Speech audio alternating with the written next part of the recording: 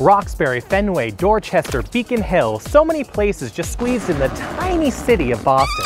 You know the names, but why is Beacon Hill called Beacon Hill, and why is Back Bay called Back Bay when it's not near the water?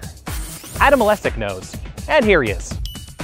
He's a student studying linguistics at Harvard University, and he runs a website called The Etymology Nerd, a website for word nerds.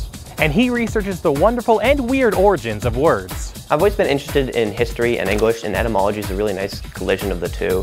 When you study etymology, you can find out really cool, fun facts. Adam has spent some time looking into the history behind the names of places in Boston. Some of them are obvious, but others are a little more obscure. Here's some of the origins behind names in Boston and in the greater Boston area. Boston was probably named after a town in England, which has a name probably meaning Botolph's town or Botolph's stone.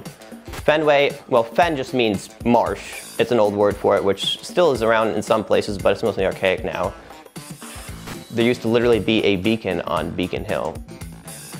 Mattapan is probably my favorite. It meant evil spread around the place in the local dialect. Medford replaced the name Mystic and means meadow by the ford. One contention is that it's named after painter Washington Allston. There used to be a forest there where he'd go out to paint. Kendall Square was named after Kendall Boiler and Tank Company, which was operating in the area. Brookline's named after a farm owned by Samuel Sewall, who was a judge during the Salem Witch Trials. Roxbury was named because of the rocky terrain in the area when the settlers found it. So obviously it's named after the University of Cambridge, which is named after the town of Cambridge in England. Back Bay used to literally be a bay. There was a land reclamation project where they added land, and now it's no longer a bay. Jamaica Plain is a little bit disputed. It could have been named after Jamaican rum, which was imported through the area, or after a Native American woman named Jamico. Charleston is named after the River Charles, which was named after King Charles I after he renamed it from a Native American name.